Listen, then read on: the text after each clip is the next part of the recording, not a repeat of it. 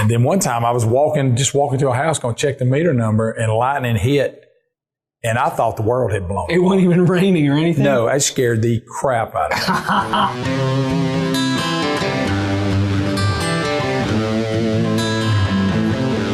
Hey, welcome to the show. I'm Chris Adler, and every Thursday I host and post a new episode with a new guest in a new location on my website, adler.tv. Today's guest is Greg Burgess. He's a friend of mine and a coworker of mine at the Rick and Bubba Show.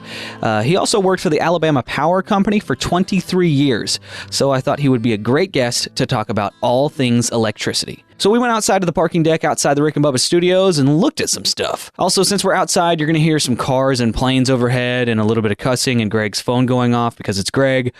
So here's Greg Burgess.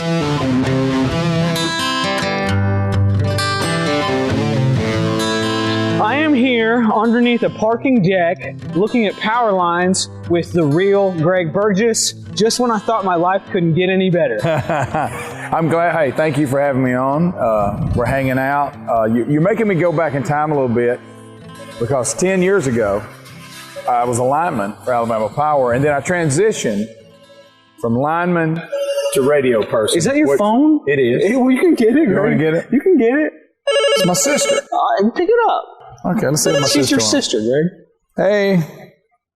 Actually, let me tell you what's happening right here. Adler has a podcast, and he is filming me for his podcast, and I answered my call from my sister right in the middle of it. I know. Hey, let me holler back at you when I get done with this. All right, bye. So, no problem. You stop apologizing. It's fine. So, you used to work for the power company for how many years? 23 years. And I've heard conflicting reports. Can electricity harm you? Well, yeah, it can harm you. Let's say when everything is right, it shouldn't harm you. Yes. But there are situations. Let's put it this way. If you see a wire on the ground, don't deal with it. Do not touch it. Call the pros.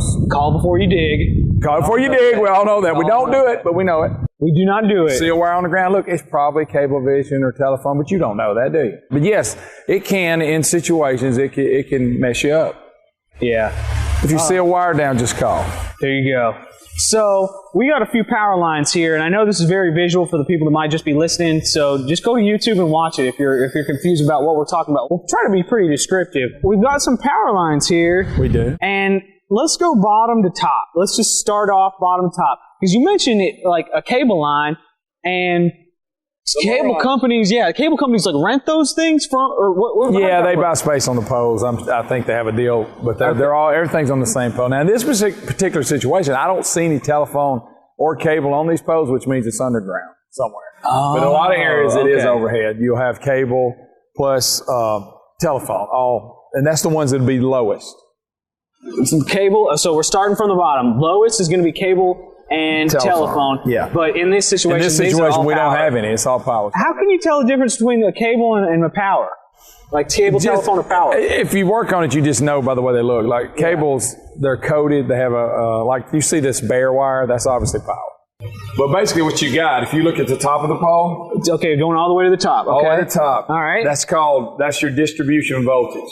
This is a 12 kV system, 12,000 volts from looking at it. But you tell that by the size of the insulators and all that. Okay. Is that what those things that look like almost like shocks on a car? Yeah. Those are insulators? Yeah, you see them right there? Yeah. Yeah, those are insulators. They look like almost like springs. You dead in the wire, it's energized out there. If you dead it in straight in that pole without an insulator, it'd burn up. So the insulator. So what are they doing? What is it doing? It keeps it from going to ground. It's isolating it. You see what I'm saying? It isolates it. And the higher the voltage, the longer the insulator. Gotcha. So those are just keeping it from just not electrocuting all the way down the pole. Yeah. It's isolating it. And what's that made out of? It's porcelain. And we have what they call polymer. Those are polymer. It's like a rubber. Wow. But those there are porcelain. That's crazy. Okay, so the whole point of that is just to keep the power that's going through that cord from going down the pole into the ground and shocking electricity people that might touch is the pole trying to go to the ground at all times. That's what it's trying to do. Yeah. And you have to block. You don't want to be the path to ground. That's when people, like if you're doing energized work on it, and you put cover up on it in case you make contact. Because if you make contact with your elbow and in contact with the pole, it's going to ground through you. Through you is always bad. You have to isolate it. But so you got primary voltage, and if you see those switches on that pole, what are the switches? The switches are right below the. So I don't have my glasses on. See them gray looking things? They have little barrels that open. You can actually open those up and kill the power going to Publix. Oh, wow. So it comes through those switches, that's called a riser pole, because it comes down the pole, primary voltage now, 12 kV, down the pole under the ground and hits that big transformer right there beside the building. Gotcha. And then from there forward, that transformer steps it down to 120, 240 or whatever, 277, 480, probably on that. Yeah. That's called secondary voltage. You got primary voltage goes into the top of the transformer. If on a single phase, 7,200 volts, comes out the bottom of the transformer at 120, 240, which goes in your house. So the transformer is transforming. That's right. Boom. From primary voltage to secondary voltage. Higher to lower. Yeah, and that's what you have in your house that runs like your appliances. In your house, the only thing that runs on 240 would be your stove or your dryer, and of course your heating and cooling. But as far as your plugs, walls, switches, that's 120 volts. And 120 volts does still really hurt. Yeah, and you can die. Actually, the lower the voltage, the higher the amperage, and that's what, like a secondary get a hold of you and you can't get loose. Secondary, which is 120, 240, that's considered secondary. Yeah. The amps are higher. That's Ohm's law, I think. Now, I may be wrong. The engineer will call me out on that. Yeah. So you got lower the voltage, higher the amperage. Voltage, like I said, you got primary voltage. Yeah. And it comes down, into the secondary. But amps are how much load is on the wire. How much, like all these people running all their heat and all their air and all this, that makes the load big. Oh, okay. Understood. So, like they have, like in the summer when everybody's got everything on, a lot of times if the load gets too big, the voltage starts dropping. So they have what they call boosters. The boosters will see that. You'll get a setting on how low you want it to drop, and when it sees it, it'll kick it up. And it's kicking the volts back up. Because the amps are starting to lag it. The amps are starting to lag it. Got too much load. Gotcha. Now, again, it's been a while. And it's been like 10 years. But that, How long did you say you worked there? 23 years. 23 years, man. That is freaking awesome. Yeah, but back in the old days, now they hire them straight into the line crews. When I got hired, you cut grass for like a couple of years, mop floors, and then they taught you how to, I went from bagging groceries, so I didn't know anything about electricity. But what was your very first job? My very first job, official job, was at Food World. With the power company. Oh, with the power company. I was a janitor. Or the best word for that is building attendant. I worked 20 hours a week. I was doing anything to get in, just to get in the door. And then you just slowly, as you build your seniority, move up. And they train you, and you have to pass tests as you trained, and hopefully you pass all the tests, and you end up being a lineman. Officers? No, that's officers. But anyway, I may have got half that stuff I said wrong because it's been a while. I'm just kidding. This is still basic stuff. Now, there's other things. Here's the thing.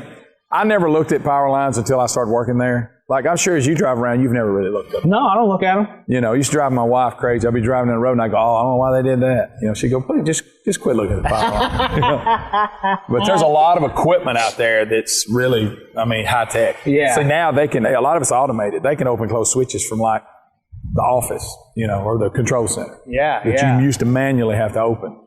So when we see like those big, crazy, almost like scaffolding towers of power lines. Transmission. So you've got above primary, you've got transmission. Here's how it works. You got generation, that's your plant. That's a power plant. That's your steam plants, hydro plants, and we got one nuclear plant in Alabama. Okay.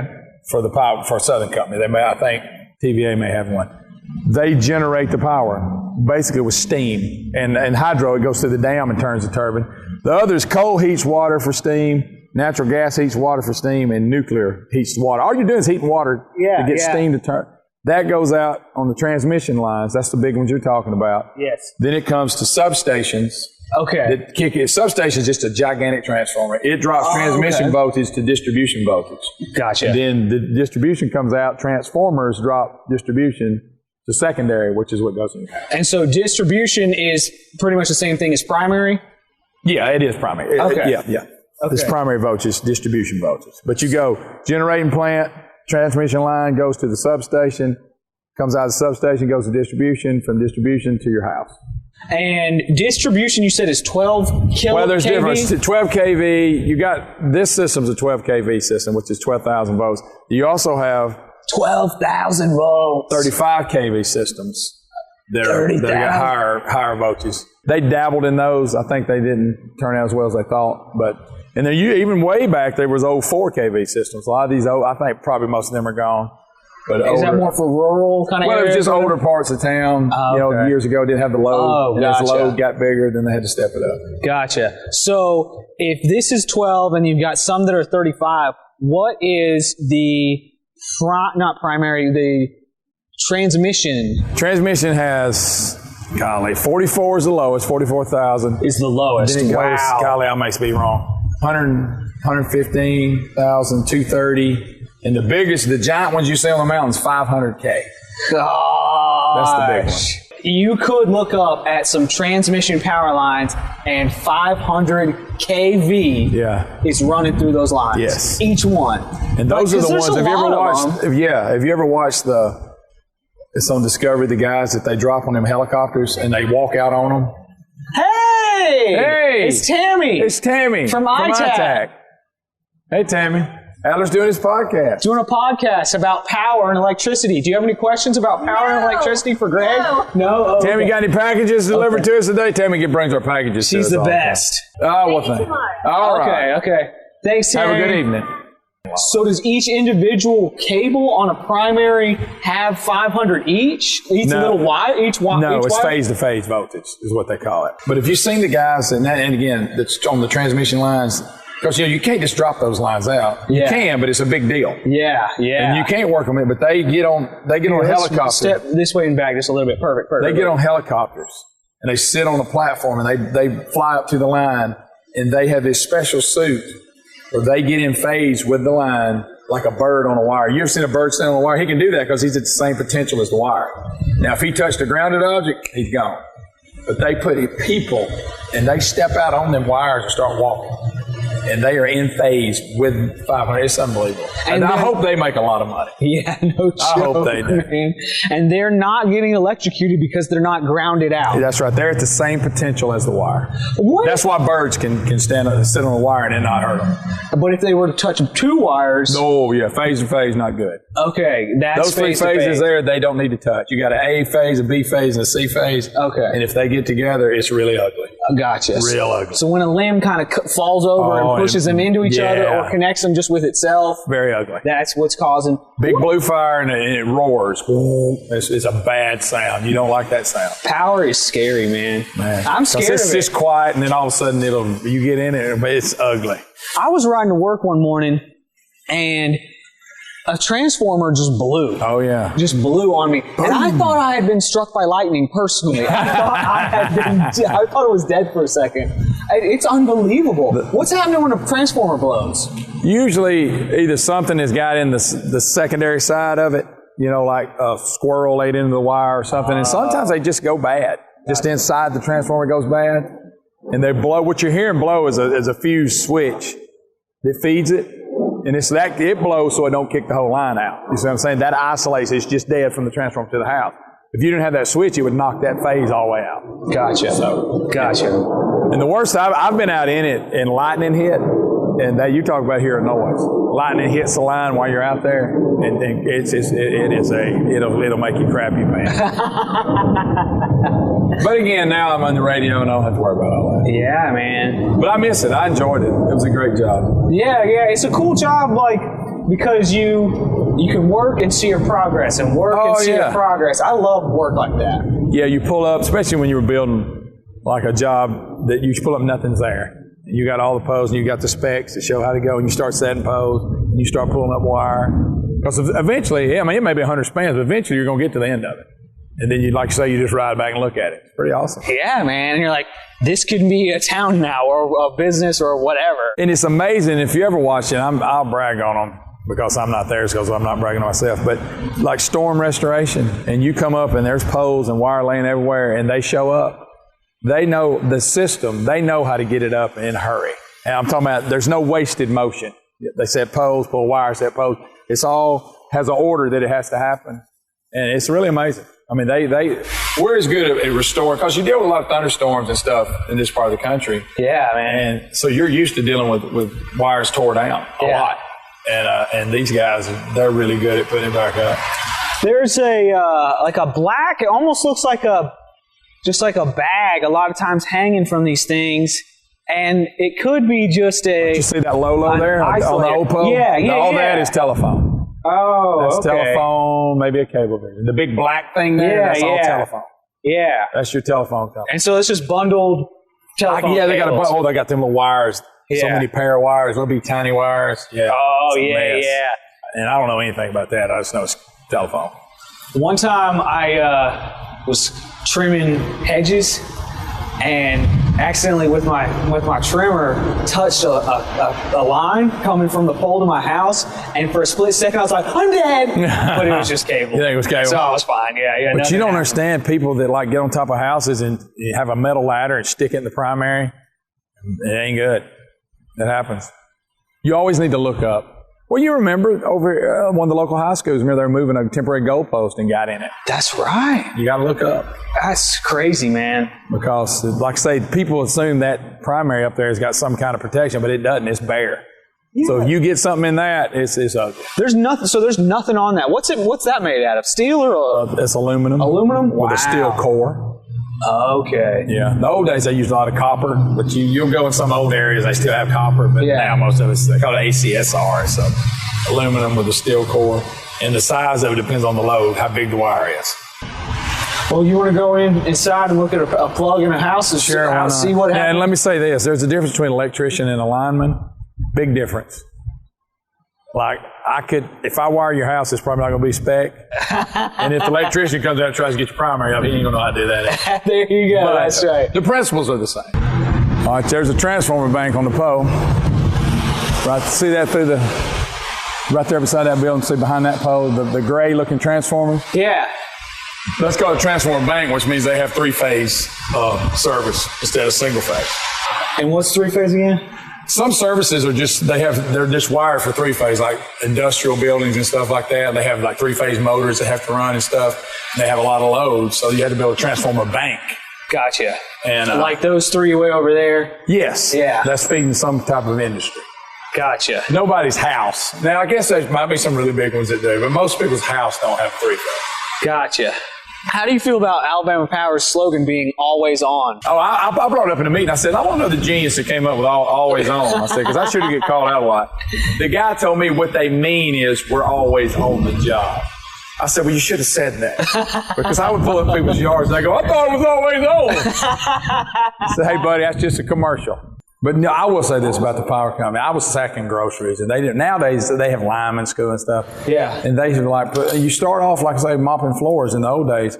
But if you worked, they would teach you a trade that you can make a living the rest of your life, which is not a bad thing. Next, we headed inside into the Rick and Bubba Studios kitchen to check out the different kinds of plugs, like normal outlets and then the fancy outlets with black and red switches, button things on them. Greg explains it a lot better than me. All right, so now we're in an area that's one of Greg's favorite places in the whole studio. The kitchen, right by the coffee machine. We have to make sure this plug is hot at all times because it controls the bun. Coffee maker, and I think I caught Skunk doing it. You never unplug a bun. No. Because the water stays hot. Skunk kept unplugging it. But we unplugged it just I'm going to plug that back in. But here in these, so yeah, that's 120 volts. We got people call it 110, okay, but you really have 120 volts. So you hear people talk 110, 220, 110. Yeah. But you have 122 for is what you have, but technically it's called 110. Gotcha. Okay, so that's what that plug is. You got one that's kind of fatter, and then one that's kind of skinnier, the prongs. Yeah. And then the bottom is the ground. Does that make you nervous, me just stabbing my finger like that? You're good. Makes me nervous. Yeah, you're good. I wish you were more worried about me. Your fingernails aren't long enough. So okay, a long fingernail would have got you. So, oh really? So it can travel through a fingernail? It probably could if you got off in it, but they make them where those are hard to get in. You got to really be trying to get shocked. Yeah. Of course, you put them plastic things in it for kids, because they'll go stick up. Here's where you get in trouble when you stick a fork in it. Yeah. That's not good. Like, again, I was a lineman. There's a difference between a lineman and an electrician. Yes. Now, I can change that plug out if it goes out. Yeah. I can't tell you why it works. Yeah. But I know which wires are hot and which one's the ground, and anybody can change the plug out. Just put it back the way you found it. Yeah. And why would you have to plug it? Why would you have to change it out? Sometimes they go bad. Okay. Just the wiring in there? Yeah, in the plug box? just burns up or for whatever reason. Just rare. They're pretty light switches more often because you use them so much and you're dropping load up and they'll burn up or they'll start flickering. This over here, you see this? You ever seen the ones? You got them in your house. Yeah. And if you ever had to reset them? Yeah. Trip, yeah. You're going to find them in bathroom, anywhere water is. Okay. They're there. They work like a breaker is all it is. Yeah. But it gives you more protection than just waiting on the breaker to see it. Spec, you have to have them. But see, the reason that one is not, you can also, like, y'all can put one of these in and wire that other one where it will like if you got that in the water, it would trip that too. You can put more than one plug. Okay. Because they're more expensive than regular plugs. Instead of buying one for every hole, you can put like a couple of them under that.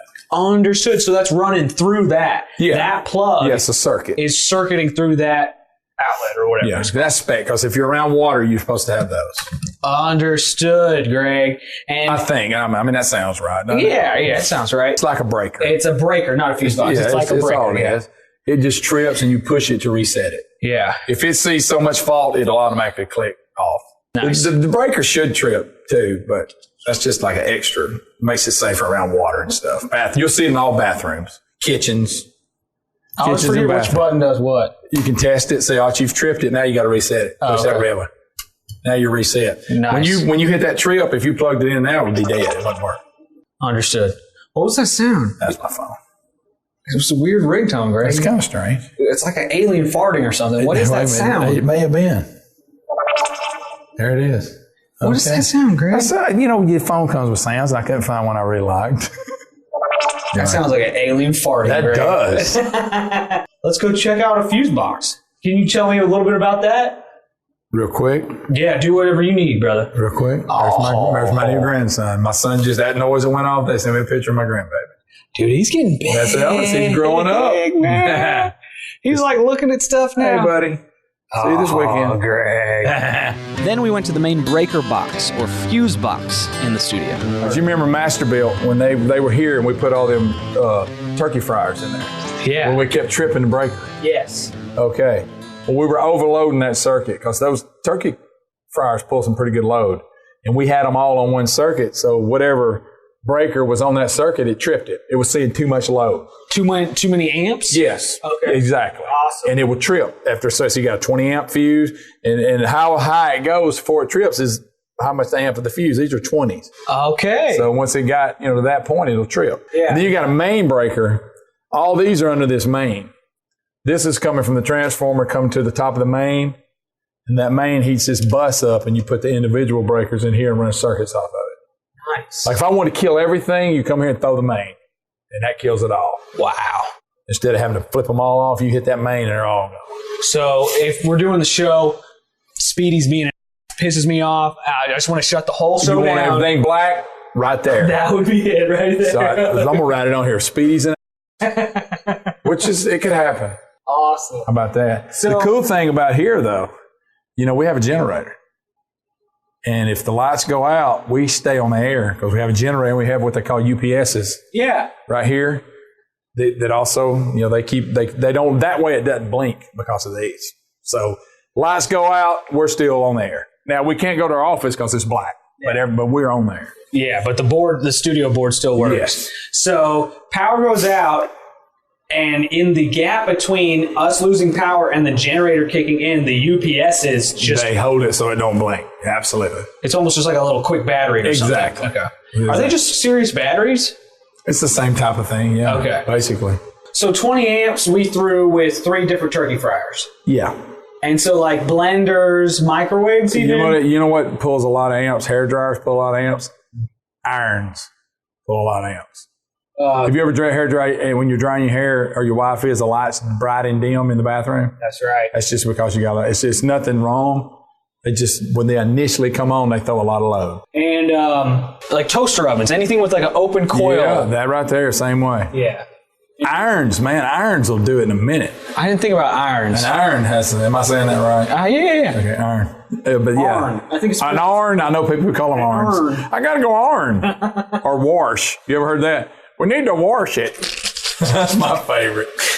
I tell you what you need to do now. If you want to get serious, you get Tom Scott in here. He can tell you all this equipment works. Yeah. That's interesting. There's I can't tell you how that works. Plethora of junk in here. Oh, buddy.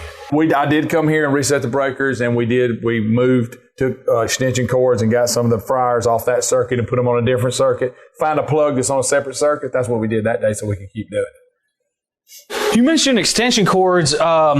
When I was doing my DJ business thing, everybody would always say, hey, careful of running too much extension cords, especially with subwoofers, because if a subwoofer starts not getting what it needs, and I don't know what that would be. So with distance, what's voltage drop? Your voltage drops with the distance of an extension cord. If you have a power electric saw and you got a real long extension cord, it'll burn the saw up a lot of times. You know, I'm a professional broadcaster. You can tell by my use of the English language. One thing you mentioned to me, and it happened to me the other day when we were having a pretty crazy thunderstorm at the house, is you talked about the 3 blink. Yeah. What's going on there? Well, it's set up. When something falls in the line, depending on how much fault current there is.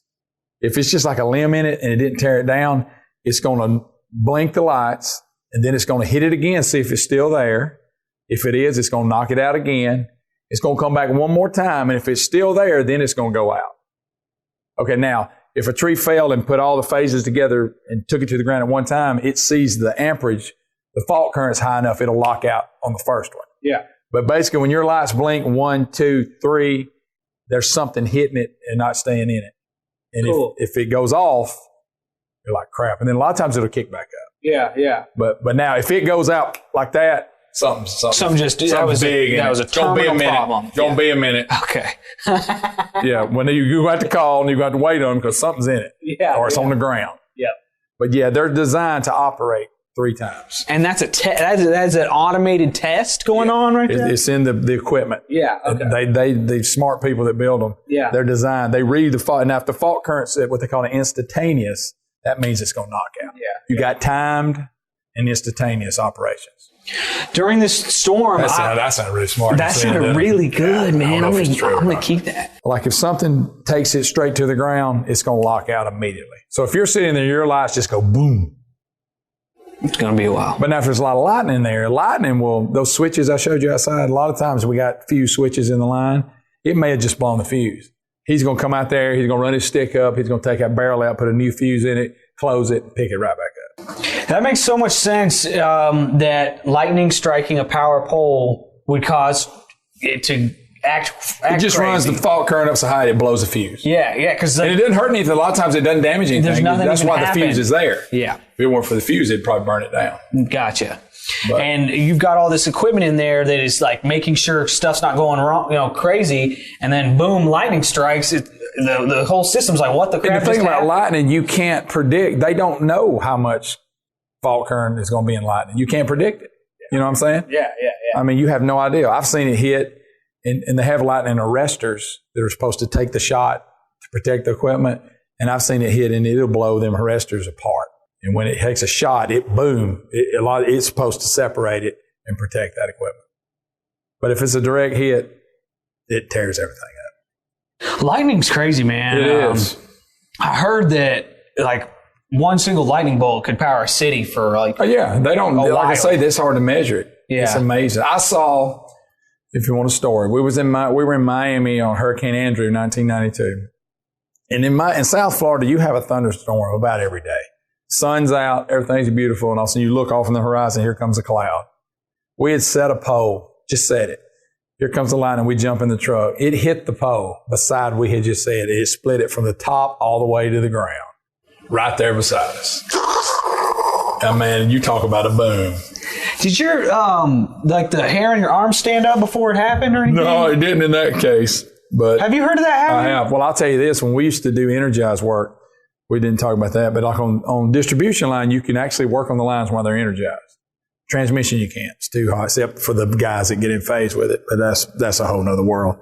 But we work on it hot. And 12 kV, it wasn't this way. But if you work 35 kV hot, the hair on your arms would stand up. And you had rubber gloves to hear. And it's got a lot of static. Like you take your pliers and hold them, and it would draw a blue arc over it. And that's on 35 kV, 12 kV at ball. It was pretty cool. I grew up in Texas, and a buddy of mine had a ranch, and they had a ranch hand that ran everything, took care of everything. And he got struck by lightning one time. Oh. He's the only person I've even know. And lived? And he lived. He said, give him up a little bit. He said that he woke up 20 feet from where he was. Wow. And he just smelled burnt hair. That's all that happened. I bet. It just smelled like burning. I mean, did he have like a wound? He didn't have a wound or anything. God. Yeah, you got lucky. I've been close to line of that in the truck. We were in the truck when that one hit. I've actually was working on the line one day in the neutral, which is the lower line, and it's grounded. And I was trying to make a connection up, and we were trying to hurry. And lightning hit down the road, and it drew an arc where I was trying to make the connection right there at my end. And then one time I was walking to a house, going to check the meter number, and lightning hit. And I thought the world had blown. It wasn't even raining or anything? No, that scared the crap out of me. I took off running. This dog was barking at me. And when it hit, he ran that way and I ran the other way. It sure was. That's great, man. Dude, lightning is scary, man. That kills more people than tornadoes do. That's what James Spann says. That's what James Spann said. I don't believe him, but that's what he said. I think he's full of it. My wife is a weather freak. Like when it's coming in, scared to death of weather. She'll watch James Spann live for hours. I'm like, oh, at least it's the same it's way. Gone. We're fine. And that's another thing. He was talking about people that don't know maps. He was talking to my wife. He said, you at least know where you're at on a map. She has no idea.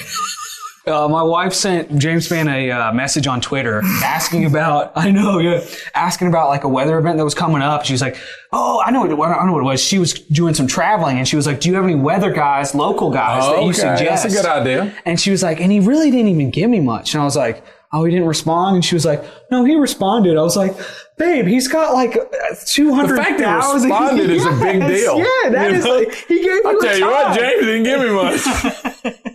I tell you what, that uppity son of a James Spann. What the hell's wrong with him?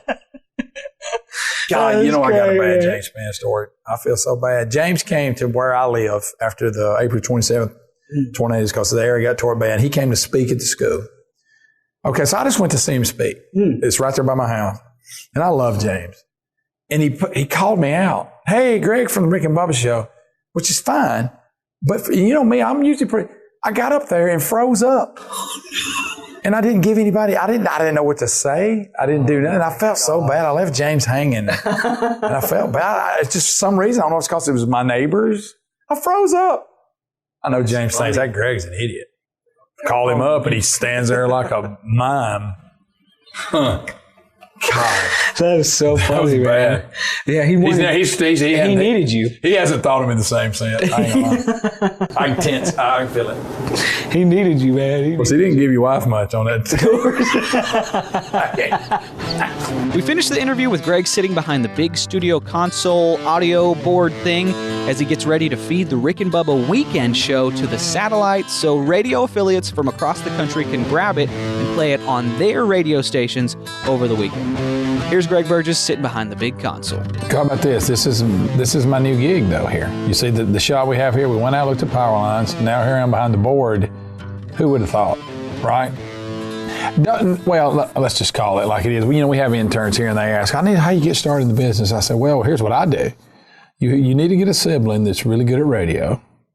You let him go out and build a big company and get it rolling really good. Not just kind of good. Let him get it rolling really good.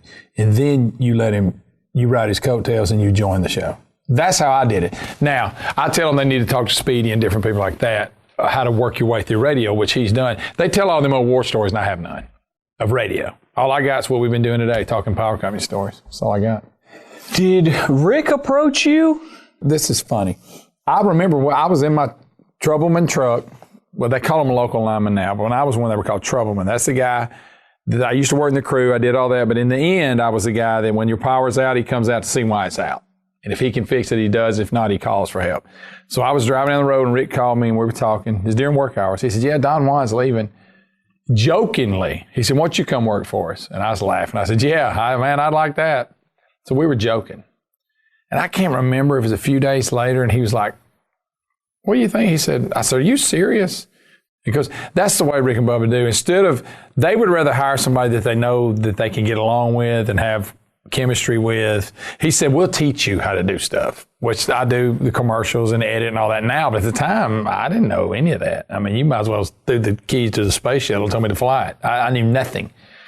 Anyway, and then I was like, are you serious? And it just started getting legs. And I took a leap. I'll be honest with you. It was, I'd been with the company 23 years and I decided to quit. I didn't retire. I wasn't old enough to retire. I quit. Now, I'll draw retirement at retirement age when I want to on 23 years of pension, but I was not old enough to retire. A lot of people thought I retired and came here, but no, I just took a leap. 10 years later, it's been a good deal. I remember when he first brought it up, I laughed it off. Then I got thinking about it, and I thought, you know what, you only live once. And I love the power company. I've been there since I was 19 years old. And I thought, you know what, though, I'd like to experience a little something else. And it's my brother. Me and my brother are extremely close. And we always have been, and we always dreamed of working together. So I said, hey, why not? When I first came to the show, I stayed in the back more than I did in here. It was just the dynamic. I was handling the merchandise. We were doing merchandise out of the studio then, and me and Ryan Greenwood, he was back there doing the Stream Club stuff. So we stayed in the back, and they would come get us if we, hey, man, we're talking about, you know how, like we do here, Adler, you know. And then one day, and Rick's really good at, you know, the way things go. He said, look, now I want y'all in here all the time. If we need you for something, we'll go to you. I think sometimes I try to back off because sometimes I think I talk too much. Sure. And we need to let the two main guys. But the chemistry of everybody in the room, it seems to be fun. And I think it's working. And that was, you know, and again, that's Rick's call. And yeah, Rick does a really, really good job of just feeling the flow of the show. He's to the point he's even running the board. Oh, yeah. Most shows this size have board ops. Yep. He just likes, that's all he's done it that way since he was a teenager. Yep. You know, that's just what he does. And he does a great job in it. But sometimes he needs to step away from the crazy, zany, you know, over-the-top character. And then when he does like today. Exactly. I mean, when he does over-the-top, American, crazy, zany characters, it makes it even better, you know? Because you can't do that all the time. Exactly. It just doesn't work. And we're very, and you got a brother, you got three brothers, but you know, the one close in your age, you have a connection. Yeah. I can tell a lot of times where he wants me to go. Yeah. You know what I'm saying? Yeah. And he leads me that way, and I know what he wants. And, you know, sometimes it works, sometimes it don't. But you know what I'm talking about? You're in tune with each other. For sure. And a lot of times I can tell the route he wants me to go. Yeah. You know, which is it's awesome. That's like a dream come true. You know, I mean, we were extremely close growing up. And then we both, of course, I used to make fun of him. Because, you know, first in radio, you ain't going to make no money, you know. And I was in the union. I was knocking down the bucks. I was like, you need to quit playing on the radio and get a real job like me. I think it's going to work out for him. I'm going to take some questions from Twitter. Oh, wow. What was your favorite and least favorite jobs at Alabama Power? I had to read meters for a while. Oh, crap. By the way, it's 6:30. Okay. We'll go about 3 more minutes. Okay. I had to read meters. I just didn't like it. One, you deal with dogs. And it's just boring. But at the time, and I'll be honest with you, the meter readers made decent money, but as you build your seniority, jobs come open, you bid on them. So, and then whoever has the most time gets the job. And then you get into certain things you had to be qualified. Once you've been, you know, past tests as far as alignment and all that, and then it goes by seniority. But I had to read meters for about 2 years. I can't stand it. Because one, it's just the same thing over and over. And plus I had to cut people's power off for non-pay. That's bad. Now, some you learned they would lie to you, and you're like, I'll cut you off. But then some you really felt bad for. Yeah. And I'd leave them on, you know. And then my boss goes, you're really going to have to go cut them off. But that was it. And once I got in the line crew, I loved it. And we even used to have tree crews, which we were real young when we were in the tree crew, and that was fun. But the line crew, that was my favorite. But meter reading, definitely my least favorite. You mentioned dogs. A lot of dogs. Have you ever had any weird experiences with people's dogs? I tell the story, and I don't want to tell it. You talking about that old man and women sitting on the porch? That's when you're trying to get me to tell? Yeah, you don't have to tell. It was really horrible, and I love dogs so much, but I've ran over a lot of dogs at work and on my own property. I've ran over a lot of my own, two of my own dogs. I'm not proud of it. There's an old man and his wife sitting on the porch, and I pull in their driveway in a power company truck, and the little dog jumps off the porch. Yeah. But I didn't think I couldn't see it. Right. But I just assumed it wouldn't run out of the car, right? No. And they're looking at me waving like this, and they go in their face, and I thought, oh no. And I ran all over that dog. Oh my God. It was horrible. Greg. I felt terrible. You should have seen their face. Here it was. Hey, Power Man, hey. Bad. Oh my It's terrible. gosh. I mean, it bothered me. Oh yeah, that'll bother you. That'll bother a person. No, man, you know how men are. They're tough. And the wife, she made me feel horrible. She was all baby and all this. Oh, so she goes in the house and he said, do you mind just putting it in your truck and throwing it out? Oh, I did. I don't know if you didn't put that on here. Oh my gosh.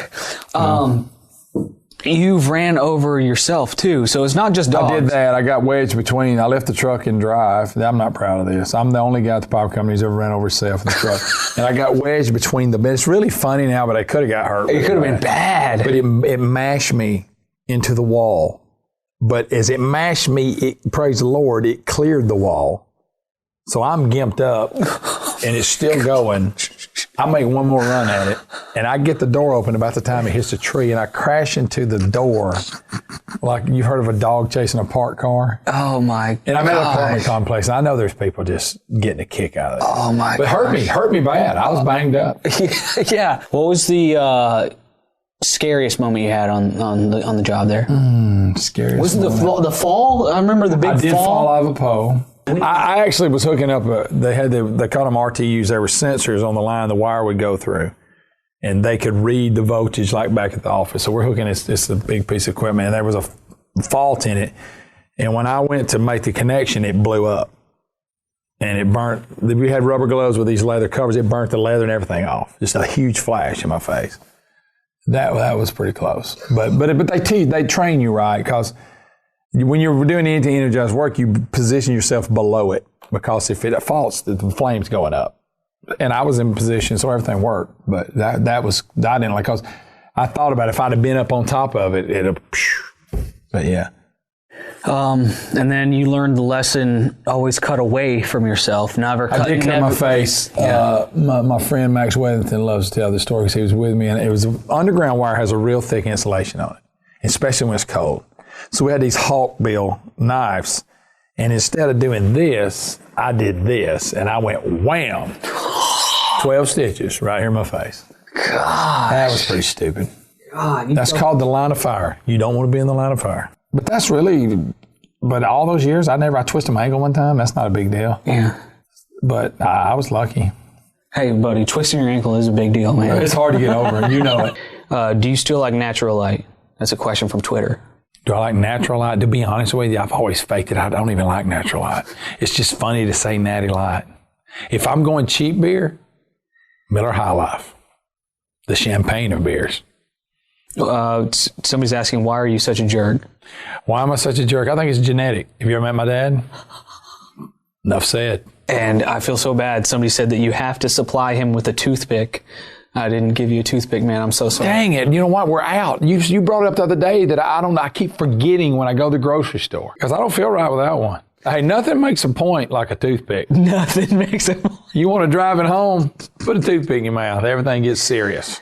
What is the first word you think of when you hear what I'm about to tell you? Okay. Brazilian Jiu-Jitsu. Brazilian wax for some reason. Home cooking. Home cooking. Meatloaf. Yoga. Pants. I don't know. Is that right? Essential oils. Fraud.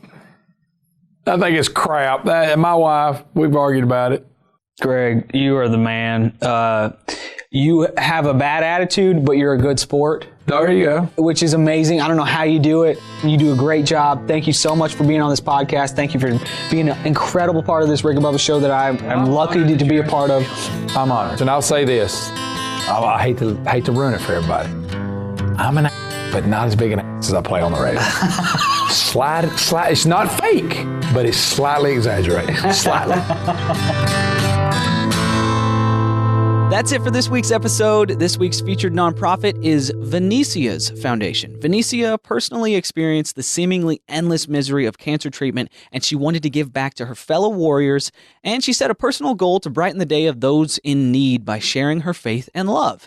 The result was care bags for cancer patients, which are filled with useful items for patients undergoing treatment in order to bring comfort and maybe a little bit of a bright spot to those sitting in chemo chairs. Her work continues to this day, and for more information, go to the Venetia Foundation Facebook page. I also have it linked below and at Adler.tv. Next week, my guest is comedian Joy. She's a one-woman show and a master of media. She also owns and operates Eat, Drink, Ride Birmingham, which does food tours across the city in a party bus. So we're going to talk comedy and running a business and making it happen all on your own. She is a queen. Going to be a great time. If you find value in this podcast, feel free to like, comment, subscribe, share, all that good stuff. Thank you so much for your feedback and for watching and for listening. I will see you next week. At one of the safety bankers, and they had some of the company people. I said, let me ask if anybody here. I said, I know there's a lot of important people. Who came up with Always On? I said, you talk about pressure. Always. Always? I said, how about sometimes on? I'll even go with mostly on. Mostly on. That's right. Come on. That is so good.